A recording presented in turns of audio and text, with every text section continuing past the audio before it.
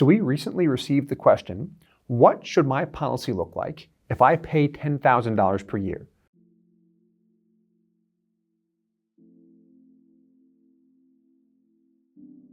Just very, very simply, what should my cash value look like? Because I'm interested in maximizing the cash value. We'll go through the simple answer and then we'll look at some numbers. So first year, when you make that $10,000 payment, assuming the policy is set up correctly for maximum cash value, so important, if it's set up correctly, your cash value should fall somewhere between 80 and 90%. So at $10,000, you should have somewhere between $8,000 and $9,000 in the first year. Number two, your break-even point should fall somewhere between 3 and 6 years. The break-even point is the first year that your cash value is equal to or greater than your total payments. Let's take a look at an example. So what we've got here is someone funding $10,000 per year. We see the first year, he funds $10,000. In purple, we've got his total funding. This will tally up all years.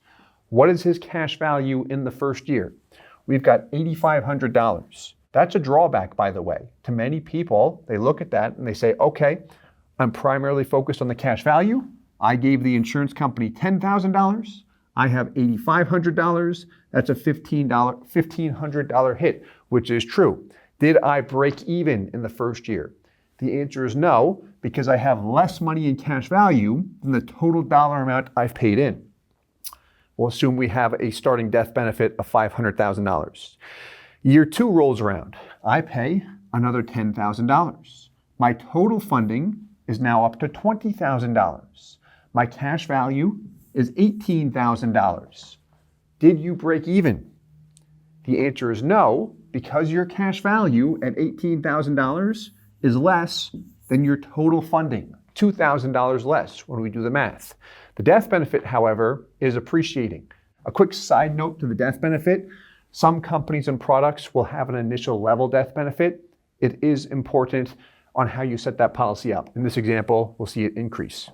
Year three, you pay another $10,000. The total amount, $30,000, because you've paid $10,000 per year times 3 years, your total out of pocket is $30,000. Your total cash value is $28,000. Did you break even?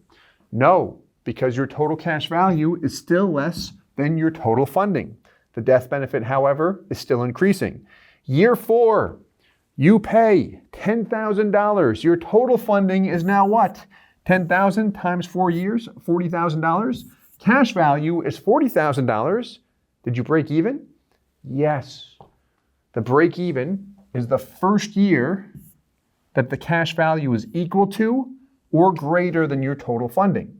So if this was $40,500 or $41,000, that would still be your break-even point. If this was $39,000 and change, you would not break even because your cash value would still be less than your total funding.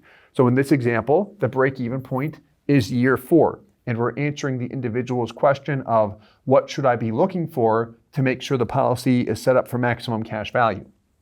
Death benefit still going up as well. Year five, he pays $10,000. Total out of pocket, $50,000. Cash value now appreciates to $52,000. His cash value is growing. Along with the death benefit, you'll see both the cash value and death benefit accelerate in growth because of the guaranteed rate and dividends that are compounding. So the policy will continue to compound and I keep on adding money to it, which will help. If we skip to year 10, assuming we pay $10K every year, my total out of pocket, $100,000. Cash value in this example, $110. It might be a little bit higher or lower. In reality, cash value continues to compound along with the death benefit. Ensuring the policy is set up for maximum cash value, here's really what I would look at right out of the gates. What this also provides is one of my favorite things, which is a flexible policy. What I mean when I say that, this individual intends on funding $10,000 per year. His premium, his assumed premium in this example, is not $10,000. It's about $1,000, $1,000 per year. The true minimum commitment might be $1,200 or $1,300, but he's committed to that and can add the rest of the 10K at his leisure. Now, if he doesn't add the 10K every year, the cash value figures will look different, but if he has hesitancy on the $10,000 amount and says, man, I think I can do that, but what if life happens and I can't get that in every year? This is where setting up the policy to be very flexible, where we can easily scale back or even stop our payments altogether, is a nice feature to have. And that's very easy to do when we set up a policy. It's very common to see people set up policies like that right out of the gates, where they'll commit just to the minimum and add the rest of the money up to 10K per year at their discretion. This way they know every year they're only billed for $1,000. You'll see the exact same thing with someone paying in $100,000 per year, where they'll often commit just to $10,000 or whatever the minimum is, and then at their discretion, they'll throw more money into the PU8 rider, which will allow them to maximize the cash value. Pretty interesting stuff, isn't it? When we look at how you can really max fund a life insurance policy. But to answer his question, the answer is this. Look at the initial cash value. If I'm between 80 and 90%, that's generally a sign with most insurance companies and products that it's maximized. And then the break even is another sign to follow up on that. Break even should fall somewhere between 3 to 6 years. Why that's such a large range has to do with the insurance company, the product, and then also our health rating. Age can play a factor sometimes too. But that's the main thing to look at. Aside from that, if the policy is set up correctly and with one of the major mutual companies, I say that because we've seen proof of performance with them, the net growth rate will probably fall somewhere in this range, just based on what we've seen with actual policies, 3 to 5%, and that's the internal rate of return, not the gross dividend rate. I want the net. But I hope this helped. Let us know if you have any questions. Please feel free to leave them in the comments below. And as always, I hope this helps. We'll talk to you soon. Hey guys, Steve here with IBC Global. Thank you so much for watching the video.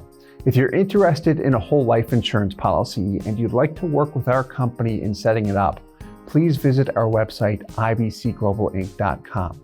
We would love to work with you. If you have any questions, please leave them in the comments below. And as always, I hope this helps.